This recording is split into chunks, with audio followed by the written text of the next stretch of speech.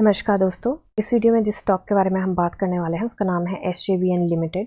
इस स्टॉक 134 के प्राइस पे ट्रेड कर रहा है। आज मार्केट में इसने 5.86% का अप मूव दिया था। मार्केट कैप होगी है इसकी 52,469 करोड़ की। प्रमोटर होल्डिंग 81.80% है। बुक वैल्यू 35.80 है। Dividend yield 1.35% and face value 10 है। फंडामेंटल वीडियो मैं ऑलरेडी बना चुकी हूँ, प्लेलिस्ट में ऐड कर दूँगी, आप देख सकते हैं। अभी के लिए शॉर्ट में देखें तो एनर्जी के सेक्टर का ये स्टॉक है, गवर्नमेंट का स्टॉक है ये। Himachal Pradesh government and government of India का जॉइंट वेंचर है एंड जो इसको कंट्रोल करता है वो government of India, central government ही कंट्रोल करती है। अभी के लिए देखें तो ये स्टॉक 50 DMA के नीचे 200 DMA से ऊपर ट्रेड कर रहा है। होपफुली जल्दी ही 50 DMA एंड प्राइस का गोल्डन क्रॉस देखने को मिलेगा। पी रेशियो की बात करें तो मीडियन से आई थिंक थोड़ी सी ऊपर है 5 ईयर्स के टाइम स्पेन पे, एंड 1 मंथ पे देखें तो मीडियन से छोटू सी नीचे है। ये एक पॉजिटिव पॉइंट है। एंड अगर आपको पता करना है कि अगर आप पीई कंसीडर कर रहे हैं तो पीई के साथ पेग भी कंसीडर करें, PEG, जिसको ग्रोथ एडजस्टेड पीई रेशियो कहते हैं। उसका फॉर्मूला आपको गूगल पे मिल जाएगा एंड उससे आपको पता चलेगा स्टॉक कितना सस्ता महंगा ये सही प्राइस पे मिल रहा है। अभी के लिए जो इसका सेल्स एंड मार्जिन की बात करें, ग्रॉस प्रॉफिट मार्जिन थोड़ा सा रिकवर हुआ था 97.79% पे है एंड काफ़ी अच्छा है ग्रॉस प्रॉफिट मार्जिन इसका। Sales quarter on quarter increase हुई थी। अभी के लिए चलते हैं हम इसके चार्ट पे देखिए आज हमें काफ़ी अच्छा अप मूव देखने को मिला है एंड बहुत सुंदर सी मारूबोजू कैंडल हमें देखने को मिली है। ऊपर विक है छोटी सी एंड काफ़ी अच्छा मूव देखने को मिला है। वॉल्यूम की बात करें तो फ्राइडे को वॉल्यूम 12.38 मिलियन का था एंड आज वॉल्यूम 24.67 मिलियन का है। तो वॉल्यूम में लगभग डबल के आसपास का जंप देखने को मिला है। ये एक अच्छी बात है। तो अभी के लिए जो ये इसकी बहुत ज़्यादा स्ट्रांग रेजिस्टेंस थी 132.48 की, उसको ये ब्रेक कर चुका है एंड उसके बाद की जो 134.14 की है उसके ऊपर ये, उससे नीचे ये ट्रेड कर रहा है एंड ये रेजिस्टेंस स्ट्रांग भी है थोड़ी सी एंड आई थिंक आज भी इसको ब्रेक नहीं कर पाए ये स्टॉक। थोड़ा सा शॉर्टर्स बैठे हुए हैं यहाँ पे। ये देखिए आप, यहाँ पे कितना ज़्यादा इस रेजिस्टेंस को फेस किया गया था, यहाँ पे भी फिर से फेस किया गया है। तो मुझे लगता है अगर यहाँ पे देखिए कितना ज़्यादा इसमें ये टनल बनी हुई है, तो मुझे लगता है कि अगर थोड़ा सा इसको कल भी पुश मिलता है, वॉल्यूम सस्टेन करता है, तो मुझे लगता है ये स्टॉक यहाँ से निकल सकता है। एंड वैसे भी RSI इसकी बहुत करेक्ट हो चुकी थी। अभी के लिए इसके RSI 46.65 पे है, काफ़ी अच्छे पॉइंट पे है। हालांकि ये उस पॉइंट पे है जहाँ से इसको हल्का सा रिवर्सल भी मिलता है, थोड़ा सा रेजिस्टेंस है इसके पास यहाँ पे। बट अगर वॉल्यूम सस्टेन करता है, क्योंकि मार्केट में आज रिकवरी आई है एंड यूजुअली ये देखा गया है कि मार्केट थोड़ा सा करेक्ट होने के बाद जब रिकवरी आती है तो नेक्स्ट डे फिर से थोड़ा सा हिकअप लेती है मार्केट, तो उस चीज़ का ज़रूर ध्यान रखें। एंड अभी के लिए मुझे लगता है कि काफ़ी अच्छे पॉइंट पे है। एक बार इसका हम बॉलिंजर बैंड लगा के देखते हैं। बॉलिंजर बैंड पे देखिए स्टॉक अभी 20 डे सिंपल मूविंग एवरेज से नीचे ही ट्रेड करा है, तो ये भी इसको रेजिस्टेंस फेस करनी पड़ेगी एक। एंड अगर ये स्टॉक यहाँ से निकलता है तो इसकी मेजर रेजिस्टेंस ये आने वाली है 136.79 की एंड ये भी इतनी ज़्यादा बेसिकली मेजर रेजिस्टेंस तो है, बट मुझे लगता है रिजेक्शन इसको यहाँ से मिल सकती है शायद 138.40 के आसपास से। तो यहाँ पे रिजेक्शन लेके हो सकता है कल हमें छोटा सा मूव देखने को मिले अगर वॉल्यूम सस्टेन करता है। ज़्यादा मूव भी देखने को मिल सकता है, पर 2.5% के आसपास का मुझे लगता है कि छोटा मोटा हमें मूव देखने को मिल सकता है कल। सस्टेन करेगा नहीं करेगा वो तो अब मार्केट ही जाने, बट उम्मीद है। अभी के लिए वीकली चार्ट पे RSI एक बार चेक करते हैं हम। इसकी RSI इसकी 51.79 पे है, काफ़ी अच्छी स्टेज पे है। अभी यहाँ से ये ब्रेकआउट करके अगर 40 से 60s की लेन में जाती है तो मुझे लगता है काफ़ी अच्छा मूव देखने को मिल सकते हैं। स्टॉक काफ़ी करेक्ट हो चुका है। आज हमें मिला है एक, यहाँ पे वीकली चार्ट पे देखें तो हैमर मिला है। हालांकि आज एक ही दिन हुआ है तो वीकली कैंडल बनी नहीं है, तो अभी कुछ वीकली कैंडल को एनालाइज नहीं कर सकते। सिर्फ RSI थोड़ा सा आइडिया मिल जाता है, यहाँ से निकलने की कोशिश ज़रूर कर रही है RSI। अभी के लिए चलते हैं डेली चार्ट पे एंड चलेंगे हम BSE पे, क्योंकि न्यूज़ आई है एक अच्छी। तो न्यूज़ की बात करें तो अभी देखिए प्राइस बैंड इसका 20% का है एंड न्यूज़ आज आई थी और ये कितने बजे आई थी, 1:30 बजे के आसपास आई थी। तो एक बार देखते हैं कि इसको बेसिकली आज 5 मिनट्स की कैंडल लगाते हैं। आज कितने बजे इसको ब्रेकआउट यहाँ पे मिला है, तो ब्रेकआउट इसको 1:30 बजे के आसपास नहीं, उससे पहले ही। Okay just a second. तो यस, यहाँ पे 5 मिनट्स की हमने कैंडल लगाई है। तो जब इसकी न्यूज़ आई है 13:25 पे इसकी न्यूज़ आई थी उसके आसपास एंड तभी इसको ब्रेकआउट मिला और उसके बाद ही ये स्टॉक ऊपर गया है। तो न्यूज़ का असर तो देखिए यहाँ पे देखने को डेफिनेटली मिला है। तो सॉरी 1 आवर नहीं चाहिए हमें चाहिए 1 डे।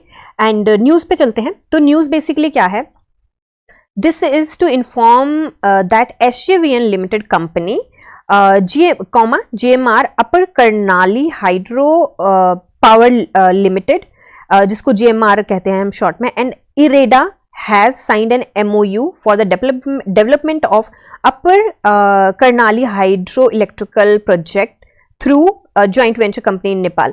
तो बेसिकली हमारी ये न्यूज़ पहले भी आई थी कि यहाँ पे कुछ नेपाल में ये अपना काम कर रहे हैं, कोई प्रोजेक्ट ये हो रहा है। तो बेसिकली 3 कंपनीज का यहाँ पे ज्वाइंट वेंचर हुआ है। एक है उसमें से SJVN, एक है GMR एंड तीसरी है इरेडा। तो इरेडा आपको पता है कि फाइनेंस की कंपनी है, यहाँ पे ये प्रोजेक्ट है। एंड SJVN जो है वो एनर्जी की कंपनी है एंड ग्रीन एनर्जी की इसकी एक सब्सिडरी भी है। तो बेसिकली यहाँ पे ये ज्वाइंट वेंचर, इनकी एक कंपनी बन रही है, ज्वाइंट वेंचर है इनका, जिसमें SJVN द कंपनी, यहाँ पे लिखा है कंपनी, SJVN एंड GMR का जो है 34% स्टेक रहेगा एंड इरेडा का जो रहेगा वो 5% स्टेक रहेगा यहाँ पे। एंड ये हो जाता है टोटल मिला के 73%। तो बाकी जो बचता है 27% वो रहेगा यहाँ पे नेपाल इलेक्ट्रिसिटी अथॉरिटी के पास। तो यहाँ पे इस तरीके से ये चीजें करी गई हैं। मतलब 4 लोग हैं, 4 बेसिकली इंडिविजुअल कंपनीज बोल लीजिए आप, क्योंकि ये तो नेपाल इलेक्ट्रिसिटी अथॉरिटी है तो कंपनी ले लेते हैं अभी के लिए। तो 4 इंडिविजुअल आइडेंटिटीज हैं जिनके पास ये स्टेक रहेगा। 34 SJVN के पास, 34 GMR के पास, 5% इरेडा के पास एंड 27% जो रहेगा वो NEA के पास रहेगा। नेपाल में ये प्रोजेक्ट है and project shall be developed on boot basis with 25 years consensual period after commissioning. And जब इनके पास जो भी इसके फंड है वो आ जाएगा आफ्टर, जब कमीशन हो जाएगा उसके बाद ये सारा कुछ 25 years में सारा उसके पीरियड में कंप्लीट होगा। And approximate project cost shall be 9,100 crore, मतलब 9100 करोड़ का ये प्रोजेक्ट है।